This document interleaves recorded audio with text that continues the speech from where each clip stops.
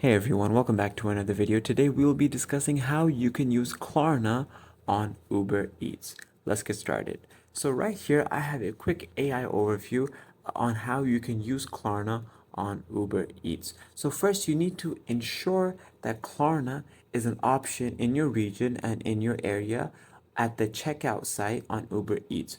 Once you've done that, go ahead and log in or sign up on the Klarna app or the Klarna website. One-time card. Enter the desired purchase amount, which will include shipping and taxes in the Klarna app.